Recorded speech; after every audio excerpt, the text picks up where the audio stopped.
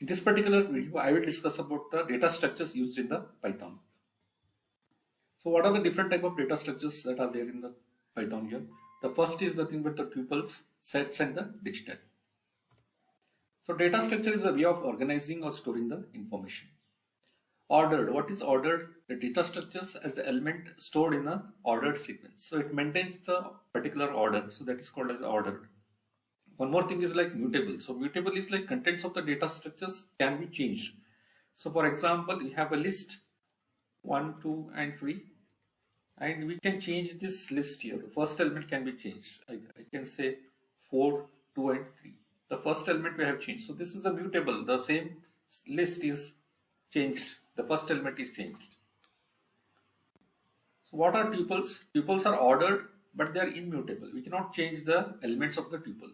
The only difference between the tuple and the list is that once the tuple has been made, it cannot be changed. The elements cannot be changed. The tuple remains fixed. Okay. So this is a tuple. A is equal to 1, 2, 3. So accessing a tuple. So A of 0. What is A of 0? It's nothing but 1. So we can access the tuple by using the index. So already I have seen that when you return something from the function, we are returning multiple values. In the Python, we can return the multiple values. So once you return the multiple values, it is stored in the result. So result is nothing but a tuple here. The result is nothing but a tuple 1, 2. So now we are printing the results. So we are going to print the results. So when you return multiple things and store it in a single variable, it comes back as a tuples. So without knowingly, we are using this. Okay. So what is the use of the tuple? Sometimes you don't want the members to get changed. You want to remain it as a fixed. So then we go for a tuple. So what are sets here? A set is an unordered collection. So there is no any ordering here. Elements must be unique. So attempts to add the duplicate elements are ignored. If you want to add some duplicates, so that will not be considered. So here the set is given over here. We can convert the list to the set using this particular function. Okay. And here also the duplicates are there 1, 2, 3. The same duplicates are not allowed now. So what happens when you convert to the set here? Set my list. We can get the output as 1, 2, 3. So therefore there are no duplicates here. The set won't allow the duplicates. So you want to add the new element to the set, you can add, you can remove the element, or you want to remove the random element, you can do this. So you want to have a union of two sets. You can have union my set dot union of some other set. You want to have intersection, you can have intersection of some other set.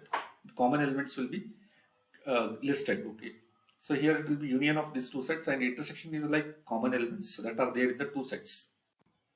So dictionary is nothing but the key and value pairs. So we have a mapping in the list, like 0 stands for A and 1 stands for B, 2 stands for the C here. So if it's a list like ABC, so here the first element will be the A, B and C, like that. We have a mapping like this in the list, but we want to change the mapping. You want, instead of 0 we want hello here, instead of 1 we want 1 here, and instead of 2 we want 3.3. So that can be done using the dictionary here. So here we can see that hello is mapping to A, 1 is mapping to B and 3.3 is mapping to C, and we are trying to display the dictionary here, my dictionary hello. So it is going to print the A values. Okay, it is going to print the A values. So we have a student John, and these are the grades. Okay, and this is an empty dictionary. Grade dictionary, the student. We pass the student name and the grades. Automatically the John is assigned with all these grades here, whatever is listed. So you can display the dictionary here by using grade dictionary John. So all the grades of the John will be displayed. So here how to access the key and value base. My dictionary, here we have in the brackets the key value, and we'll get the value here. So if you give the key, we'll get the value.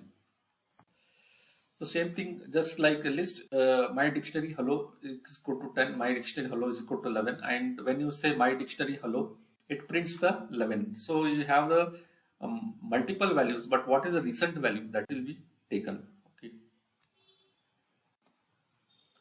So if you want to get all the keys, you can get all the keys, and you want to get all the values, you can get. You want to have list all the items of the dictionary that contains key and value pairs, that can also be displayed.